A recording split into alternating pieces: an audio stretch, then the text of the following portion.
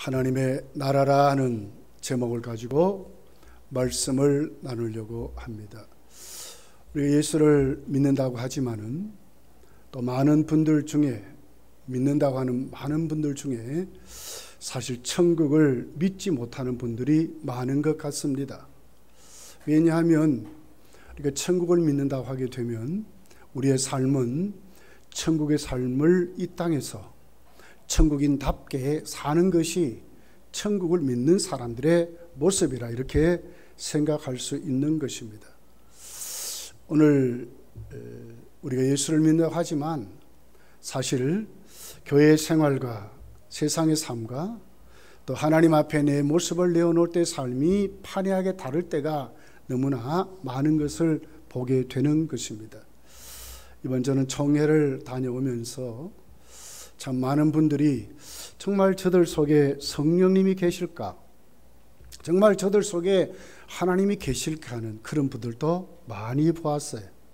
혈기를 부리고 고성을 치고 바른 안건도 아닌데도 불구하고 소리치면서 자기 뜻을 관철시키려고 하는 이런 분들도 참 많이 보게 되었습니다. 천국을 믿는 사람은 천국민으로 천국인답게 사는 것이 오늘 성경이 하나님의 나라의 백성이라 이렇게 말씀을 하고 있게 됩니다. 여러분, 분명히 성경은 천국을 하나님의 나라로 또 낙원으로 여러 가지 장소적인 개념도 말씀하고 또 우리가 예수를 믿어서 이루고 사는 우리의 삶도 또 우리의 심령에도 이루어지는 하나님의 통치적인 개념으로도 말씀하고 있습니다. 그러면서도 분명히 장소적인 개념으로도 앞으로 우리가 가야 될 천국은 공간적이고 장소적인 개념으로 말씀을 하고 있습니다. 고린도후서 12장 4절을 보면 바울은 그가 낙원으로 이끌려 가서 그랬어요. 그가 낙원으로 이끌려 가서 그가 자신이죠, 그죠? 그런데도 겸손하게 그가 낙원으로 이끌어 갔다. 그렇게 해서 그 낙원이란 장소를 구체적으로 말씀하고 있습니다. 요한계시록 21장 4절을 보면 모든 눈물을 그늘에서 닦아주시니 다시는 사망이 없고 애통하는 것이나 곡하는 것이나 아픈 것이 다시 있지 아니하리니 처음 것들이 다 지나갔음이니라. 다시는 사망이 없고 애통하는 것이 없고 곡하는 것이 없는 아픈 것이 다시 없는 그곳 장소를 말하는 거예요. 앞으로 우리가 살아갈 천국, 앞으로 가야 될 천국은 장소적인 개념이고 통체적인 개념으로 구체적으로 그렇게 말씀했어요. 아무리 좋은 것이라도 하나님이 통치 아니면 천국이 아니겠지.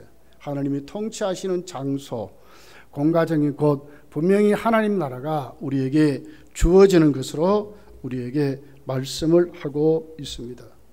근데 우리가 한 가지 의문이 생겨요. 이렇게 좋은 천국이라면 사망이 없고 눈물이 없고 곡함이 없는 아픈 것이 없는 죽음이 없는 이런 것이라면 왜 예수님이 오셨습니까? 그곳에 계시지. 만약에 그것이 정말 이렇다면 우리도 빨리 가야 되잖아요. 그런데도 불구하고 오늘 우리는 이 땅에 하나님이 살게 하시는 것입니다. 무엇 때문에 그렇게 할까? 분명히 천국이 있는데 분명히 우리가 갈 하나님이 통치하시고 하나님이 다스리는 그곳이 있는데 빨리 가면 좋잖아요. 그런데 성경은 그렇게 우리를 빨리 데려가지 않습니다. 왜 그럴까? 베드로서 3장 9절에 보니까 주의 약속은 어떤 일이 더디다고 생각한 것 같이 더딘 것이 아니라 오직 주께서는 너희를 대하여 오래 참으사 아무도 멸망하지 아니하고 다 회개하기에 이르기를 원한다. 아무도 멸망하지 않도록 이 땅에서 예수님 없이 살다가 아무도 천국 갈 수 없습니다. 천국은 믿는 자가 가는 나라입니다. 이 땅에서 천국민으로 예수님 영접하고 천국민으로 구체적으로 증인의 삶을 살게 하시다가 천국 가는 것이죠. 이것 위해서 예수님이 이 땅에 오셨고 오늘 이것 위해서 우리를 이 땅에 살게 하신다. 하나님은 오래 참으셔서 아무도 멸망하지 않도록, 하나님 회개하게 이르도록 기회를 주시는 하나님, 이 땅이 우리의 삶으로 이렇게 말씀을 하고 있습니다. 오늘 본문은 여러분 잘 알듯이 정말 예수님 영접하고 하나님의 나라에 멤버된 변화된 사람들이 오늘 이 본문에 기록이 되어 있습니다. 성경은 말합니다. 누구든지 그리스도 안에 있으면 새로운 피조물이라고 말합니다. 누구든지, 모든 사람들이 정말 예수 안에 예수님 영접했다면 그 사람은 누구냐? 새로운 피조물이라고 말합니다. 왜 그렇습니까? 예수님이 곧 하나님의 나라이시고 그분이 하나님 나라를 가지고 우리에게 오셨기 때문에 그분을 영접하는 사람들은 어떻게 되겠죠? 하나님 나라의 멤버가 되는 것이고 하나님 나라의 백성이 되는 것이고 하나님 나라의 삶을 사는 이런 것으로 구체적으로 우리에게 말씀하시기 때문에 그렇습니다. 예수 안에 예수님 영접하면 새로운 피조물이라 이전 것은 다 지나갔으니 새 것이 되었도다. 새롭게 사는 사람들, 이 사람들을 하나님의 나라의 백성으로 이렇게 말씀을 하고 있는 것입니다. 예수님 영접하면 변화되게 됩니다. 속사람이 변화됩니다. 가치관이 변합니다. 인간관계가 변합니다. 생각과 목적이 구체적으로 달라지게 됩니다. 이 사람들이 바로 하나님 앞에 하나님의 나라에 사는 사람들의 모습이라고 성경은 구체적으로 우리에게 가르쳐주고 있습니다. 여러분은 한 주간 동안 어떻게 살다가 왔습니까? 하나님의 백성으로 살았습니까? 아니면 하나님 없는 것 같이 그러고 살았습니까? 성경은 말합니다. 하나님의 나라의 백성은 반드시 변화되었다고 말을 하고 있습니다. 변화된 사람들의 삶입니다. 여러분, 이런 사람들이 어떻게 변화됐죠? 오늘 1절, 2절, 3절에 구체적으로 기록합니다. 예수님 영접해서 예수님 영접하기에는 하기 전에는 자기들을 위해 살았습니다. 그런데 예수님 영접한 다음에 어떻게 됐어요? 함께하는 사람이 됐답니다. 이 공동체적인 사람이 됐어요. 교회가 된 것입니다. 제자들이 예수님과 함께하는 사람이 됐어요. 예수님의 사역에 공동체적인 삶으로 구체적으로 함께하는 사람이 됐습니다. 집이 문제가 아니에요. 그들이 생각하고 살았던 삶의 철학의 문제가 아니에요. 예수님 영접하고 보니까 어떻게 되겠어요? 가치가 바뀌었어요. 목적이 바뀌었어요. 인간의 삶이 바뀌었어요. 어떻게 됐습니까? 예수님의 사역에 함께하는 사람, 하나님 나라의 멤버가 되었다고 말씀하고 있습니다. 2절, 3절은 누구를 얘기해요? 여러 여인들 중에 특별히 막달라 마리아를 소개하고 있습니다. 막달라에 사는 마리아, 그러니까 막달라의 여인 마리아 이 말이죠. 어떤 사람이었습니까? 7 귀신 들었답니다. 여러분, 유대인들은 7이라는 숫자는 완전수를 말해요. 이게 무슨 얘기예요? 이 사람은 귀신에게 완전히 사로잡혀서 폐인같이 살았다 그 말이죠. 이 사람이 예수님을 영접했어요. 새 사람이 됐어요. 어떻게 됐다고요? 예수님의 사역에 함께하는 사람이 됐답니다. 새로운 삶을 살아가는 사람들입니다. 붙들려서, 귀신에게 붙들려서 살아가는 사람이 아니라 새로운 삶을 살아가는 사람들입니다. 예수님의 사역에 함께하는 공동체, 교회, 교인이 된 것입니다. 3절에는 누구를 얘기합니까? 헤롯의 청지기 수산나, 그 아내 수산나 요한나를 말하고 여러 여인들을 말을 하고 있습니다. 이 사람들이 뭐였어요? 함께 했다고 말을 합니다. 헤롯 임금의 청지기 집을 맡아 관리하면서 얼마나 힘이 있고 여러분 권세가 있었겠습니까? 그런데 달라진 것입니다. 어떻게 달라졌습니까? 헤롯의 집을 잘 관리하는 것도 자신들의 사명이지만 이거보다 더 큰 눈을 뜬 것입니다. 무슨 눈을 떴습니까? 주님과 함께하는 사람의 눈을 뜬 것입니다. 이 사람들이 누구라고요? 하나님의 나라의 사람들이라고 말하는 것입니다. 막달라 마리아도 그랬습니다. 오늘 여기 있는 여인들도 그렇게 됐습니다. 예수님의 사역에 여러분 예수님의 물질이 필요하지 않겠습니까? 아니죠. 필요하시죠. 잠자리가 있어야 하고 식사도 해야 되고 여러 가지 일들이 예수님의 사역에 있어야 되는데 어떻게 했어요? 이 사람들이 주님의 사역에 함께 왔다고 말을 하고 있습니다. 그리고 또 어떻게 그들이 변화되었습니까? 3절에 하반절에 이렇게 기록을 하고 있습니다. 함께하여 자기들의 소유로 그들을 섬겼다. 자기들의 소유로 그들을 섬겼다. 희생하고 봉사했는데 왜요? 현재형으로 기록되었어요. 계속 예수님의 사역에 계속 동참했는데 무엇으로 했습니까? 자기들의 물질로, 자기들의 소유로 그렇게 했다는 거예요. 여기는 막달라 마리도 그랬습니다. 그리고 오늘 변화된 모든 여인들이 예수님의 사역에 뭐 했습니까? 함께 동참하면서 자기들의 소유로 하나님 앞에 예수님의 사역을 도왔다고 말씀하는 것입니다. 가치관이 바뀌었습니다. 삶의 방법이 바뀌었습니다. 전에는 자기 주머니만 넣는 것이 최고의 삶의 철학으로 생각했습니다. 그런데 어떻게 됐습니까? 이제는 다른 사람이 됐습니다. 주님의 사역에 동참해서 자기들의 소유를 내어서 하나님의 나라가 이루어지도록 하는 사람들로 변화되었다고 말씀하고 있습니다. 예수님은 산상수훈에 보면 보화가 있는 곳에 물질 있는 곳에 내 마음도 있다 그랬어요.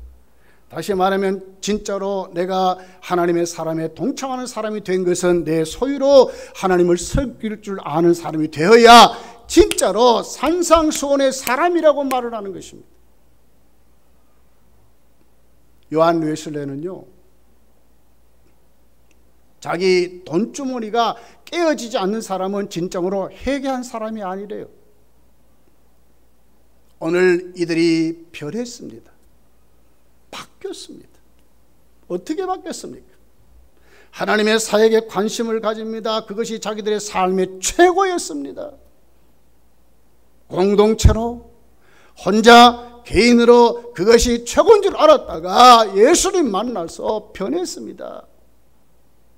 교회를 생각한 것입니다. 하나님의 사역에 동참하는 사람이 됐습니다. 어떻게 동참했습니까? 그들의 소유로. 정말로 주의 일을 하도록 하는 사람들로 바뀌었다고 오늘 성경이 우리에게 가르쳐주고 있는 것입니다. 여러분 잘 보십시오. 막달라 마리아가 무엇에 붙들렸죠? 귀신에게 붙들려, 7 귀신에게 붙들렸습니다. 성경을 보세요. 사실 우리는요, 죄를 지어서 하나님 앞에 아담의 후손으로 살아가고 예수님 영접하기 전에 우리 모두 다 그런 사람이었습니다. 마귀의 종으로, 죄의 종으로 살던 우리였습니다. 마가복음 9장에 보면 예수님께 자신의 아이가 귀신 들려가지고 불 가운데 넘어지고 불 가운데 뛰어들어가고 물에 빠져서 죽으려고 하는 아들을 자신을 데리고 예수님께 나오는 장면이 있습니다. 오늘 이 본문에도 기록되어 있지만은 거라사 지방의 청년이 어떻게든 무덤 사이에 거하면서 일생이 완전히 폐인으로 살아가는 이 사람들이 누구였습니까? 귀신에게 붙들린 사람들이라고 하는 거죠. 우리도 예수 믿지 않았다면 우리도 여전히 이러고 살 겁니다. 미신에 빠져 살고 점치러 다니고 운명을 말하고 관상을 말하고 손금을 말하고 여러 가지 우리도 이러고 살아갈 것입니다. 참으로 불쌍하고 어리석게 살아갈 것입니다. 그런데 오늘 이 사람이 누구였습니까? 예수님을 만난 것입니다. 완전히 폐인된 그가 예수를 만나서 어떻게 변했다고요? 주님과 함께하는 사람으로. 자기의 모든 소유가 하나님의 것인 줄 알고 정말 주를 위해서 살아가는 그 사람들로 오늘 성경이 변했다고 이렇게 기록하는 것입니다. 여러분, 이번에 저는 총회에 가서 제 친구 목사님이 하도 보고 싶다고 자꾸 연락이 와서 친구 목사님 교회에 초청을 받아서 갔습니다. 깜짝 놀랐습니다. 과거에 우리 한국 교회가 뜨거웠을 때의 모습이 거기에 있었습니다. 들어가는 데부터 그 1층에 로비가 아주 광장이 넓어요. 그 교회가 큰 교회입니다. 한쪽 벽에 전부 기도실이라. 그러니까 이렇게 교회 1층으로 들어와서 1층 밑에 있는 그 교육관들이 쫙 있어요. 또 회실들이 쫙 있어요. 그리고 2층, 3층 이렇게 해서 이제 이 본당으로 이제 올라가는 이렇게 엘리베이터가 있고 막 이래요.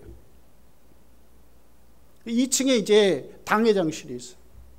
제가 이제 2층으로 이렇게 이제 가게 되는데 그 1층에 그 벽에 전부 기도실들의 기도실도 조그맣게 조그만한데 오후 2시쯤 된 시간입니다.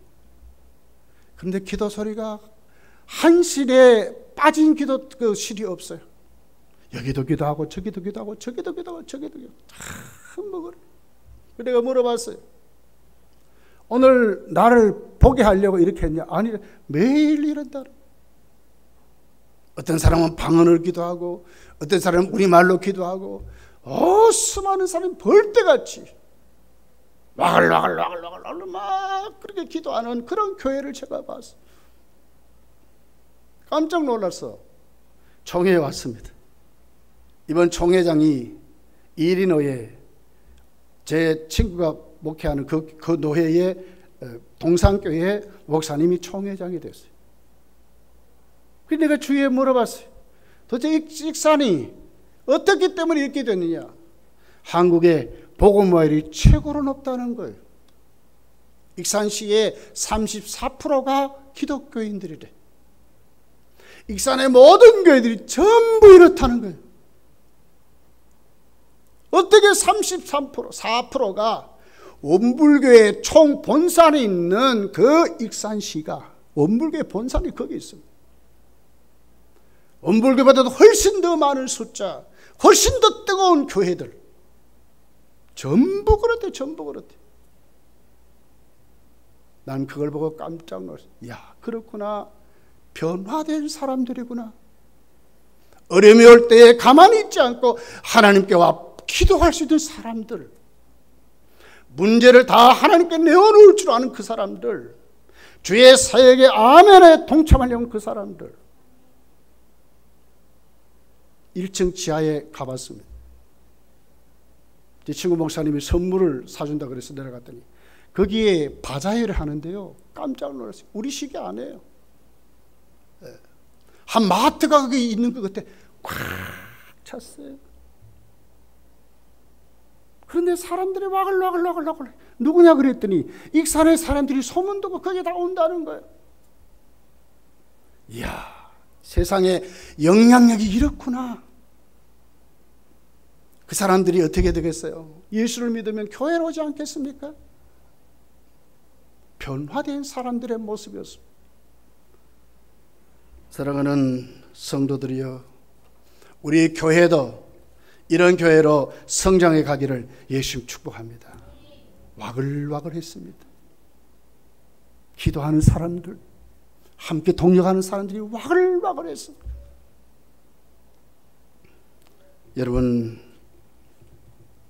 오늘 이 예수님은 그 하나님의 나라, 변화된 사람들을 위해서 무엇을 선포했기에 이들이 변화됐을까 하는 것입니다. 첫 번째로 하나님의 나라를 선포하셨다고 말합니다.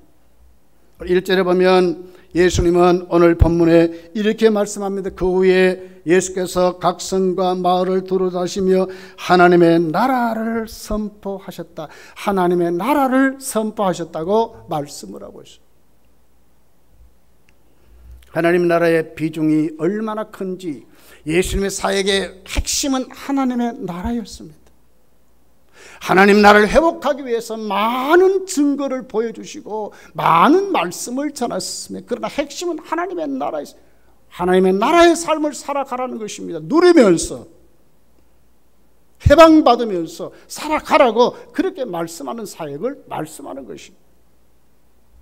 마태복음을 보면 하나님의 나라를 천국이란 말로 바꾸어서 35번이나 말씀합니다. 3장 2절에 시작을 합니다. 회개하라 천국이 가까이 왔느니라 하였으니, 회개하라 천국이 가까이 왔다. 천국이란 말씀으로 마태복음 35번이나 그렇게 말씀을 하고 있습니다.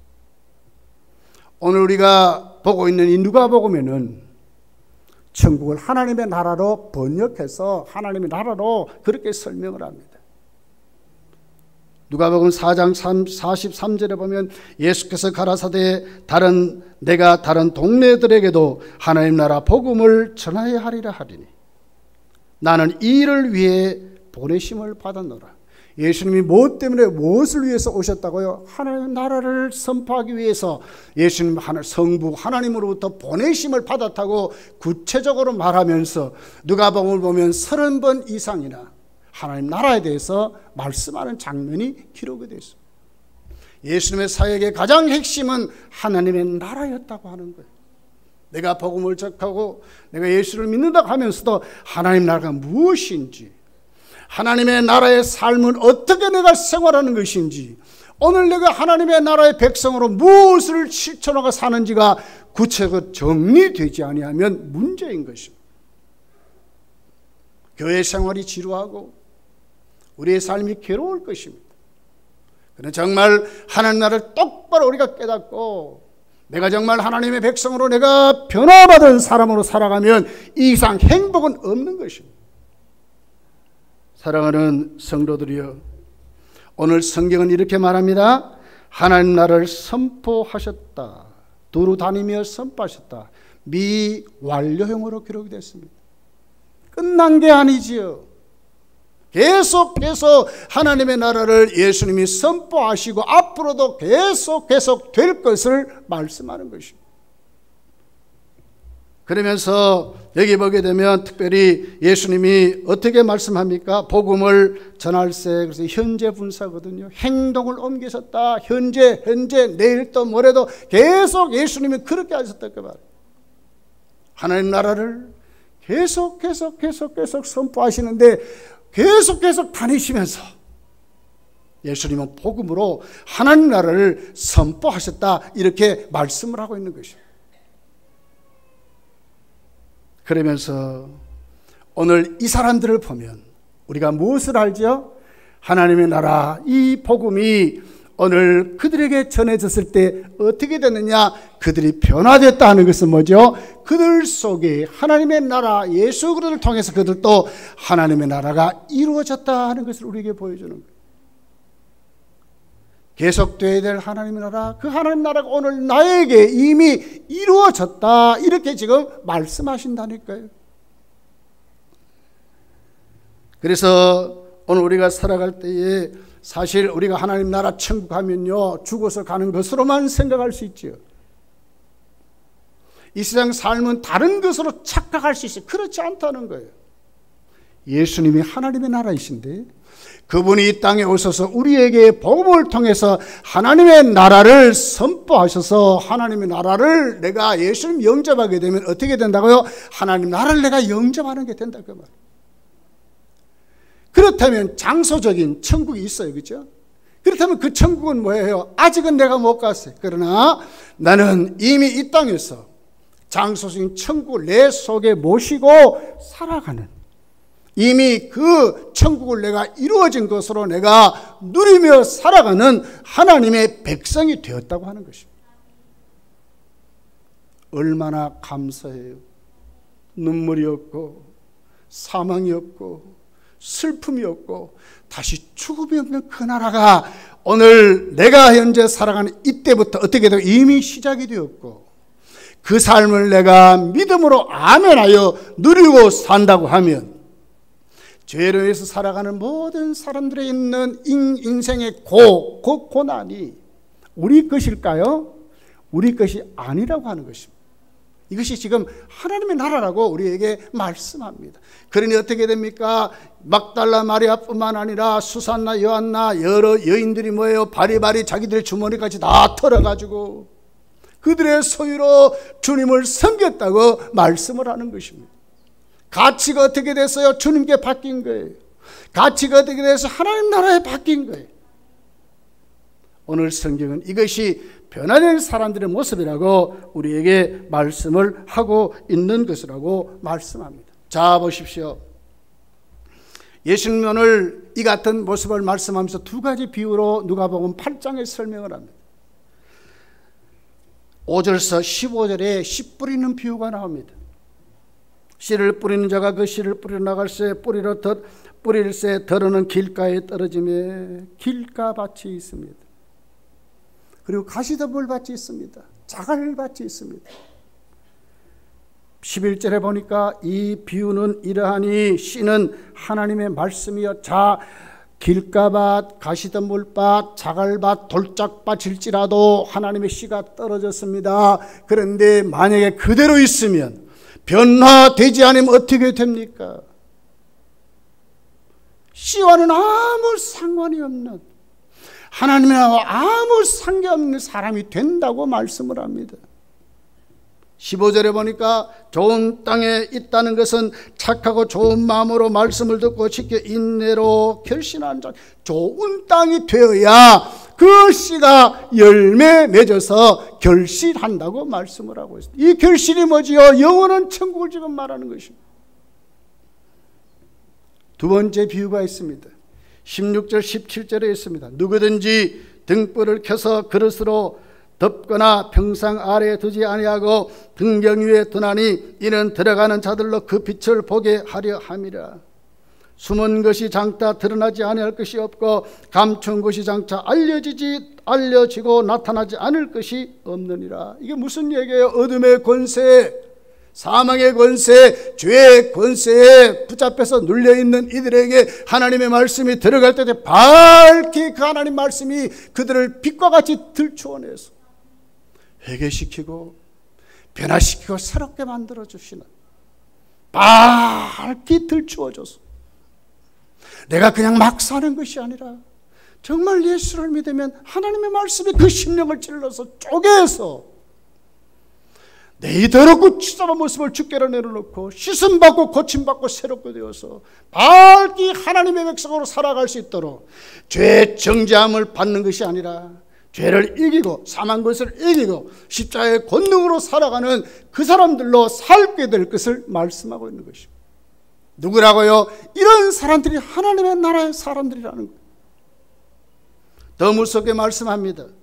누가복음 8장 20절 21절입니다. 우리 같이 한번 읽어봅시다. 20절 21절 누가복음 8장 시작. 어떤 이가 알되 당신의 어머니와 동생들이 당신을 보려고 밖에 서 있나이다. 예수께서 대답하여 이르시되 내 어머니와 내 동생은 곧 하나님의 말씀을 듣고 행하는 이 사람들이라 하니라.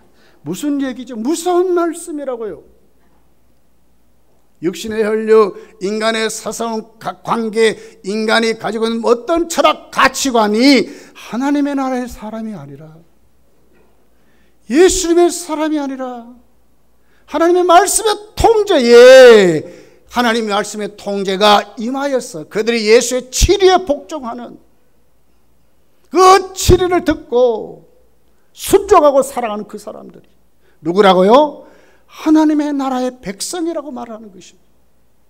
이것이 누구라고요? 예수 믿는 사람들의 모습입니다. 성도여, 저는요 총회 석상에서 이번에 국회에서 김명수 대법원장 통과되는 것을 봤어요. 우리는 총회에서 기도했어요. 또 각 자기 소속된 국회의원들에게 전화도 하라고 그랬어요. 근데 결국은 그렇게 됩니다. 이걸 보면서 깜짝 사실은 놀랐어요. 지금 우리 사회의 분위기가 얼마나 이렇게 되냐. 잘못하면 나도 거기에 휩쓸려서 하나님의 백성답게 살지 못하는, 권력 앞에 무릎을 꿇고 분위기에 무릎을 꿇고 시대에 순응하는 사람이 될 수 있구나 하는 것을 알게 됐어요. 성도요, 성도는 누구라고요? 혈육의 관계가 아닙니다. 내가 지금까지 배우고 느끼고 가지고 있는 가치관이 아닙니다. 하나님의 말씀에 찔림을 받고 하나님의 말씀이 내 삶을 지배해서 내가 오늘 그 삶의 하나님의 통제 속에 행하는 사람들이 누구라고요? 하나님의 사람들이라고 말씀하는 것입니다.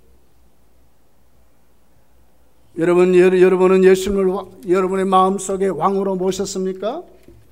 여러분은 예수님의 말씀이 진짜 하나님의 말씀으로 믿습니까? 이렇게 되지 않으면 여러분 심각한 문제가 생기는 것입니다. 성경은 말합니다. 정말 돌짝밭 같고 잡초가 무섭한 밭 같은 옥토가 되지 못한 우리에게 무엇이여? 하나님의 말씀이 떨어져서 그들을 변화시켜서 옥토로 만든다고 말씀하는 것입니다. 그 삶의 축복을 여러분 다 누리시기를 예수님 축복합니다. 성령이 우리 속에 오셔서 말씀을 가지고 우리를 청소하실 때에 우리의 심령이 밝아질 것입니다. 날마다 이렇게 살고 정신없이 바쁘게 살고 그러는 우리들이 똑바른 목표와 가치관이 생길 것입니다. 하나님의 나라의 비전이 생길 것입니다.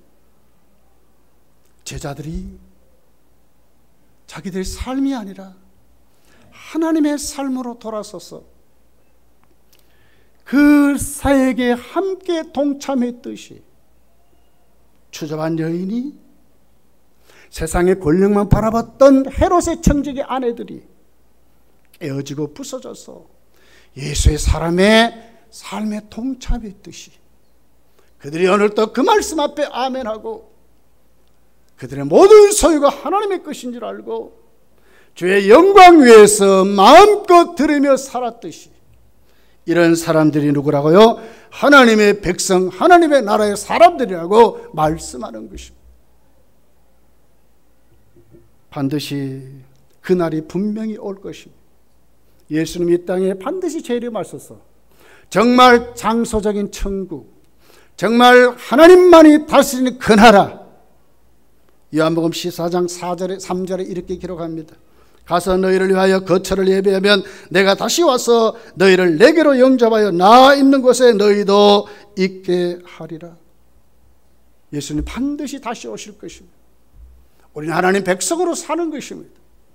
그러면서 우리는 하나님 앞에 그 백성의 삶을 살도록 우리는 힘쓰고 변화된 삶의 가치를 가지고 살아야 하는 것입니다.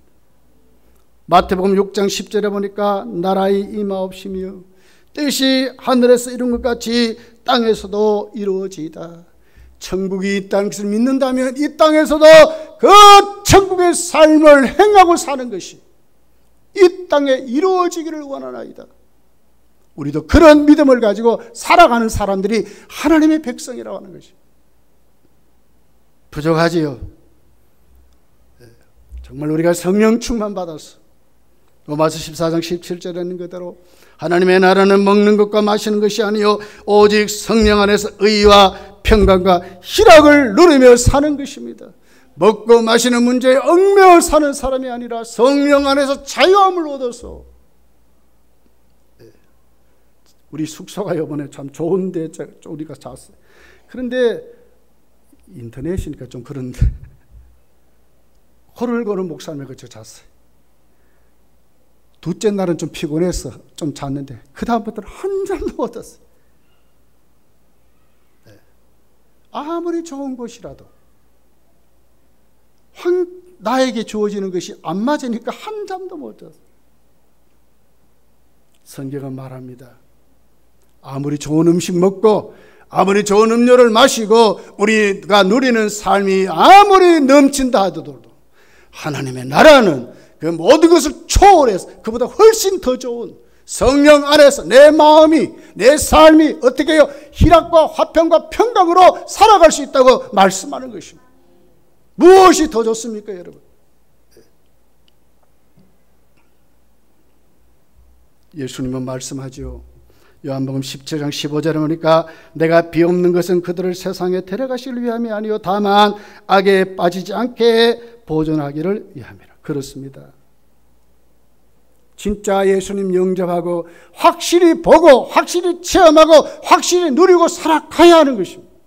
이기고 살아가야 하는 것입니다. 라오디가 교회에 예수님 오셔서 말씀합니다.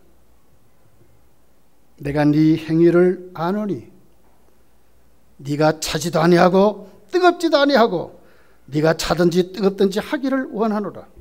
네가 이같이 미지근하여 뜨겁지도 아니하고 차지도 아니하니 내 앞에서 너를 토하여 버리리라. 처방전을 말씀했습니다. 볼지어다 내가 문 밖에 서서 두드리노니 누구든지 내 음성을 듣고 문을 열면 내가 그에게로 들어가 그와 더불어 먹고 그는 나와 더불어 먹으리라 그랬습니다. 이제 우리가 해야 되는 일이 있습니다. 어떻게 해야 됩니까? 예수께 우리의 심령의 문을 여는 것입니다. 우리의 삶을 내어드리는 것입니다. 그분이 왕으로 우리 속에 들어오도록 우리가 아멘하고 예수님 앞에 우리의 모습을 내어드려야 하는 것입니다. 그러면 우리가 어떻게 그분과 더불어 먹고 마시며 살아갈 수 있다고 말씀하는 것입니다. 이 사실을 여러분 체험한 사람들이 교회사에 많아요. 존 뉴턴 같은 일생에 여러분 노예 상인으로 악독하게 살았습니다. 그런데 그가 예수님 영자고 표현했습니다. 그가 47세 때 자기의 모든 삶을 정리하면서 그가 고백한 시가 있습니다. 이 305장 나 같은 죄인 살리신 찬송입니다.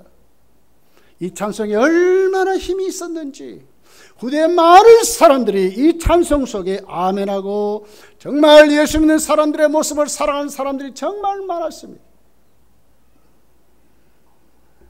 미국 남분 점쟁 시에요. 2차장을 하면서 그들이 휴전을 하고 하나님께 기도하는 일들이 많았다고 그랬습니다. 인권운동가 마틴 루터 킹 목사가 워싱턴 광장에서 I have a dream, 나에게는 꿈이 있습니다 하는 30만 명의 청중이 모인 그 자리에서 연설을 한 후에 그 30만 명이 이 찬양을 불렀다고 합니다. 남아공 넬슨 만델라가 27년의 길고 긴 수감 생활을 마치고 나오는 그날 그 감옥소 앞에서 그를 지지한 모든 사람들이 모여서 넬슨 만델라에게 박수한 것이 아니라 손에 손을 잡고 하나님께 기도하고 나 같은 죄인 살리신 그 하나님의 은혜를 찬송했다고 하고 있습니다. 독일이 동독과 서독으로 분단되어서 그 장벽이 무너질 때 그들이 최첨에 한 것이 뭔지 압니까? 인권을 말하지 않았습니다. 모든 기독교인들이 그 자리에 모여서 손에 손을 잡고 나 같은 죄인 살리신 주의 놀라와 찬송하고 함께했다고 그렇게 말하고 있습니다. 미국에 9.11 테러가 생겼을 때에 많은 사람이 죽었습니다. 그럴 때 그들이 모여서 유가족들을 위로한 것이 뭔 줄 압니까? 좋은 연설이 아닙니다. 기독교인들이 그것을 보여 하나님께 기도하고 나 같은 죄인 살리신 주 은혜 놀라와 함께 찬양하는 것이 그들의 위로였고 그들의 기도 제목들로 그렇게 말했습니다. 하나님 말씀이 이렇게 힘이 있는 것입니다. 우리가 정말 주의 말씀을 내 마음속에 영접하고 예수님을 왕으로 진짜 모시고 그분의 가치관 속에 그분의 비전의 목적에 하나님 앞에 하나님의 나라의 멤버로 내가 세워지게 되면 우리도 이런 사람을 살게 될 것입니다. 변화된 삶을 살게 됐습니다. 희락과 화평과 평강의 삶을 살아가게 될 것입니다. 이것이 하나님의 나라의 모습입니다. 보십시오.